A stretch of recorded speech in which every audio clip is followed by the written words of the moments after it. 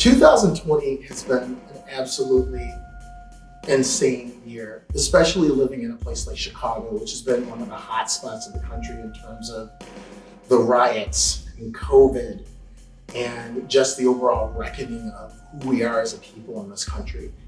I've been fortunate enough to be in the middle of it and being able to record it and share all that stuff with you guys. To understand 2020, you have to remember we were in the midst of a global pandemic and all the pressures that puts on society. This is a photo of City Hall. The SUVs outside are part of Governor Pritzker's motorcade. Inside, the governor and Mayor Lightfoot are about to announce their citywide lockdown, which would last 3 months. As you could imagine, downtown became a ghost town in a matter of hours. Me and this gentleman sat on the corner of State Street in Madison and only saw about 10 people on a street that is usually filled with hundreds.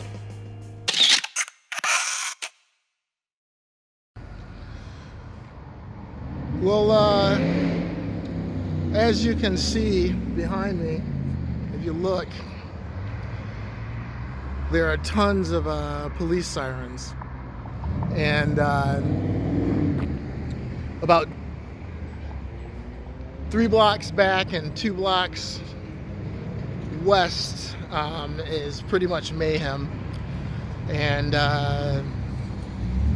there were shots that were fired, and that was kind of my cue to walk my ass home and see what kind of photos I got from a distance. It's a nice long zoom lens away from everybody with my N95 mask. So this is America right now. So, like many cities in the United States, George Floyd's death set this city off. I hadn't seen this many police officers in one place since the G8 summit. I live on the 16th floor with an unobstructed view to the west. I could see hundreds of blue lights, blue sirens, coming down to the South Loop. I ran outside to see what was going on, and you could feel the tension in the air between the police and the protesters. Little did we know that this was nothing compared to what the summer would bring.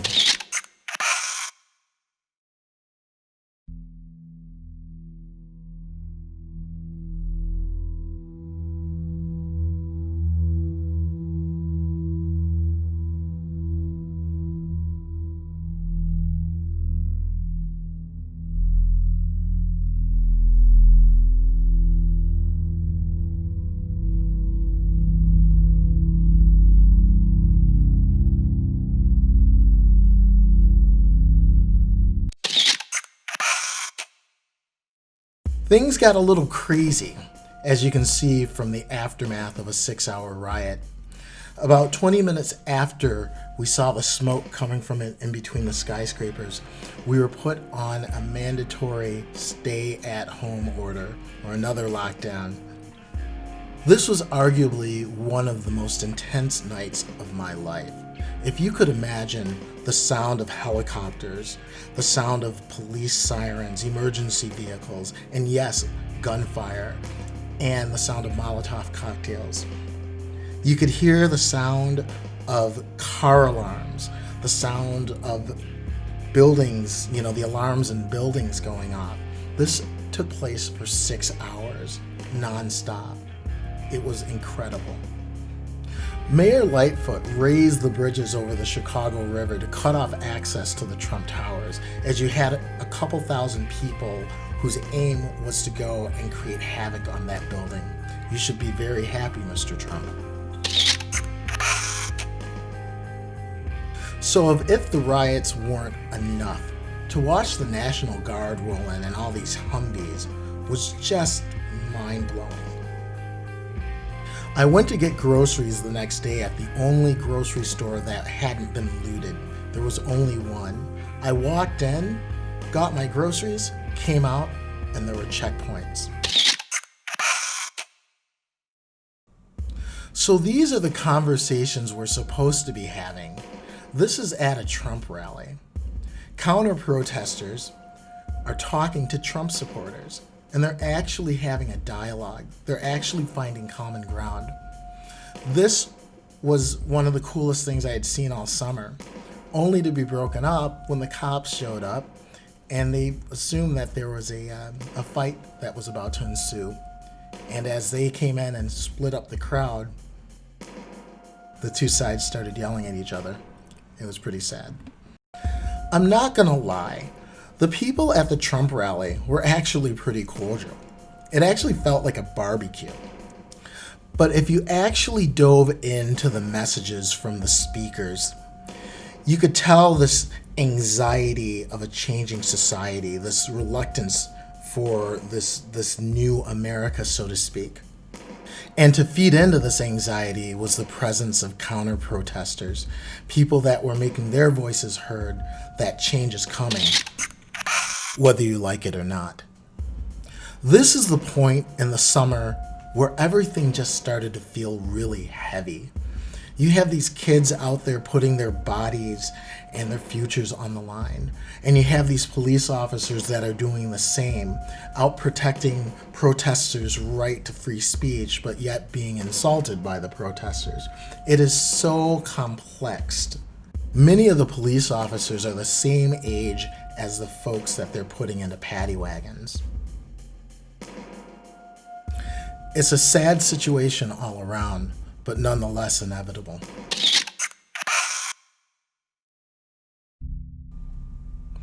This blurry image is probably one that sits with me the most. It's an image that shows extremes. A group that feels they have no other choice than to make the biggest, loudest splash that they can do. And a lot of times this has to do with violence. It has to do with chaos. It has to do with disrupting to a point that is undeniably heard. A picture can be worth 1,000 incorrect words. This image may look intimidating, but I think the pandemic has something to do with it, where the masks are being worn. These guys were simply talking about their neighborhood, talking about unity, talking about how to make things better. It was actually an uplifting conversation between the three men. It's so important that media portray things as they are. This photograph is actually of an animal rights activist crashing a protest about police brutality. The conversation looks a lot more intense than it is. These two are just kind of trying to figure out where they need to go from here.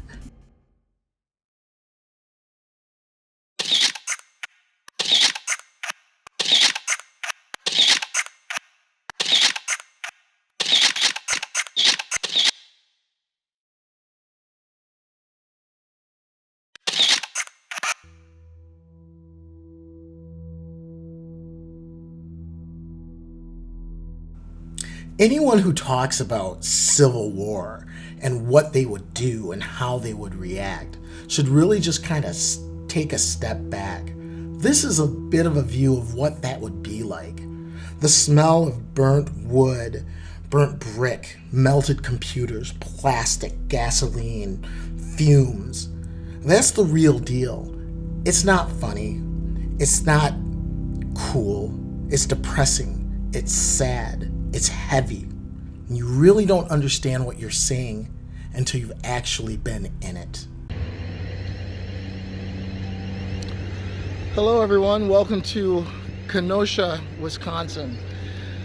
This is one of the, if you look, a bit of the aftermath of what happened the other night here. If you were wondering what was going on, I was actually came here to get photos of the president. And to see if I could get the motorcade, which I did. But this is what I've kind of run up against coming here. This is insane. This is a car dealership that was torched. And a lot of different parts of the city look a lot like this. So if you jump on the Facebook page, or you're probably already on the Facebook page, you can just kind of see some of the images. I mean, this could be Belarus. This could be you know, I mean, just Syria. It's amazing to see this. But anyways, that's it. So this is what failed leadership looks like. This is how it plays out at the ground. When people feel that they're out of control, they try and take control of things, and it manifests itself in all sorts of strange ways. I think the summer would be different had it not been for the multitude of things weighing down on us, from COVID to the riots to the economic situation. It's all culminating into one thing. And we're on the precipice of the most historic and important elections, I mean, since the Civil War. So hopefully these images just make you think about what's going on, you know, where we've been as a country and where we want to go to. I'm really optimistic because I think change is always painful, it's always stressful. And I think we're going to make it.